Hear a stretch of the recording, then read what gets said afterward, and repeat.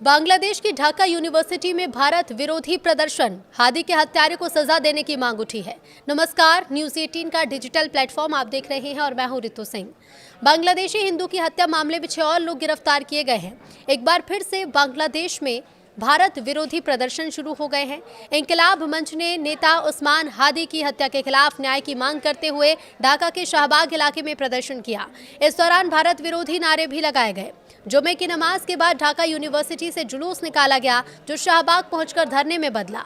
प्रदर्शनकारियों ने सड़क जाम कर दी, जिससे इलाके में यातायात ठप हो गया।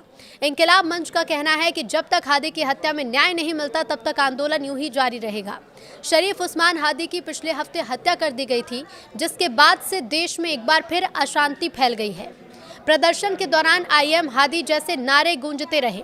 ढाका यूनिवर्सिटी वही जगह है जहां जुलाई 2024 में हुए आंदोलन की रणनीति बनी थी।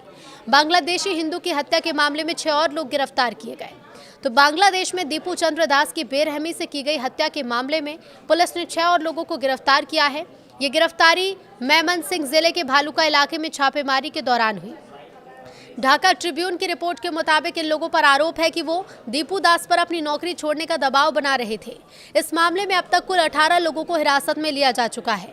दीपू चंद्र दास की 18 दिसंबर को भीड़ ने पीट कर हत्या कर दी थी। इसके बाद हमलावरों ने उन्हें एक पेड़ से आग भी लगा दी थी। इस घटना के बाद अल्पसंख्यक हिंदू समुदाय ने बड़े पैमाने पर विरोध किया था। हिंदू संगठन ने ढाका में प्रदर्शन किया। घटना के विरोध में हिंदू संगठन नेशनल हिंदू महाजोत ने ढाका के नेशनल प्रेस क्लब पर प्रदर्शन किया। प्रदर्शनकारियों ने दीपू दास की हत्या की निंदा की और मांग की कि दोषियों पर कड़ी कार्रवाई हो। उन्होंने ये भी कहा कि बांग्लादेश में अल्पसंख्यक हिंदुओं पर हमले बढ़ रहे हैं और सरकार को उनकी सुरक्षा के लिए ठोस कदम उठाने चाहिए। तो बांग्लादेश में बढ़ती हिंसा को लेकर अंतर्राष्ट्रीय स्तर पर भी चिंता जाहिर की जा रही है। विश्व हिंदू परिषद के नेता विनोद बंसल ने कहा है कि चुनाव से पहले हो रही ये हिंसा पूरी दुनिया के लिए एक चेतावनी है और संयुक्त राष्ट्र को इसमें तुरंत दखल देना चाहिए। उन्होंने ये सवाल उठाया कि अंतर्राष्ट्रीय मानवाधिकार संस्थाएं इस मामले पर चुप क्यों हैं। तो इससे पहले यूएन महासचिव एंटोनियो गुटेरेस ने बयान जारी कर बांग्लादेश के लोगों से अपील की थी कि वो हिंसा से दूर रहें, तनाव कम करें और शांति को बनाए रखें ताकि चुनाव शांतिपूर्ण माहौल में हो सके। वहीं यूएन मानवाधिकार प्रमुख वोल्कर टुर्क ने भी कहा कि बदले और हिंसा से हालात और बिगड़ेंगे और ज़रूरी है कि लोगों को बिना डर के अपनी बात रखने और सार्वजनिक जीवन में हिस्सा लेने का मौका मिल सके। जयप्रदा और जानवी दीपू दास की हत्या पर भारत में भी प्रतिक्रिया देखने को मिली है। अभिनेत्री और पूर्व सांसद जया प्रदा ने इस घटना की कड़ी निंदा करते हुए कहा, ये बहुत दिल दहला देने वाली घटना है। उन्होंने कहा कि एक निर्दोष हिंदू युवक को भीड़ ने मार डाला और फिर उसके साथ अमानवीय व्यवहार किया। जया प्रदा ने इसे धर्म पर हमला बताते हुए कहा कि मंदिर तोड़े जाने, महिलाओं पर हमले और ऐसी घटनाओं पर अब चुप नहीं रहा जा सकता। उन्होंने मांग की है कि पीड़ितों को जल्द से जल्द न्याय मिले। इससे पहले एक्ट्रेस जानवी कपूर ने दीपू चंद्र दास की हत्या को नरसंहार बताया था। जानवी ने इस बात पर जोर दिया कि किसी भी रूप में मौजूद चरमपंथ का कड़ा विरोध किया जाना चाहिए। तो 25 दिसंबर को जानवी ने इंस्टाग्राम स्टोरी में दीपू चंद्र दास टाइटल के साथ एक नोट पोस्ट किया। उन्होंने लिखा कि बांग्लादेश में जो हो रहा है वो बर्बरतापूर्ण है, ये नरसंहार है और ये कोई अकेली घटना नहीं।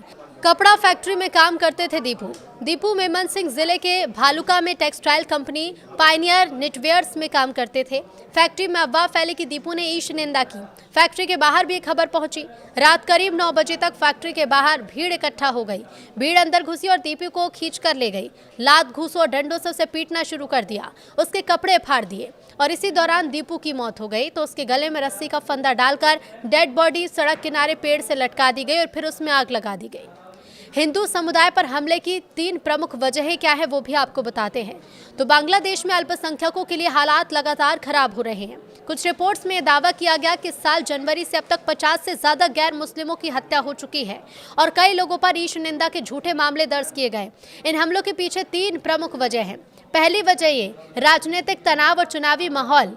बांग्लादेश में अगले साल फरवरी में चुनाव होने हैं। ऐसे में राजनीतिक दल एक दूसरे पर आरोप लगाते हैं और कई जगह झड़पें भी हो रही हैं। इस दौरान अल्पसंख्यक समुदाय खासकर हिंदू अक्सर कमजोर होने की वजह से निशाना बन जाता है। कई बार राजनीतिक बदले या फिर डर फैलाने के लिए उन पर हमले भी किए जाते हैं।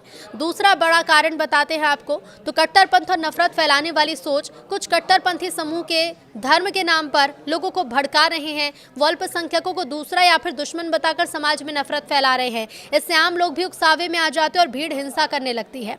तीसरा कारण सोशल मीडिया पर अफवाहें और भड़काऊ बातें। फेसबुक, व्हाट्सएप जैसे प्लेटफॉर्म पर कई बार झूठी खबरें या धार्मिक अपमान से जुड़ी पोस्ट तेजी से फैलती है। बिना जांच के लोग गुस्से में आकर भीड़ बना लेते हैं और अल्पसंख्यकों के घर, मंदिर या फिर दुकानों पर हमला कर देते हैं। इसके साथ ही आपको बता दें कि बांग्लादेश में गुरुवार को भी भीड़ ने हिंदू युवक को पीट कर मार डाला था। घटना बुधवार रात करीब 11 बजे की है। राजबाड़ी जिले के हुसैन डांगा गांव में हुई, जहां पुलिस के मुताबिक मृतक की पहचान 29 वर्षीय अमृत मंडल उर्फ सम्राट के तौर पर हुई है।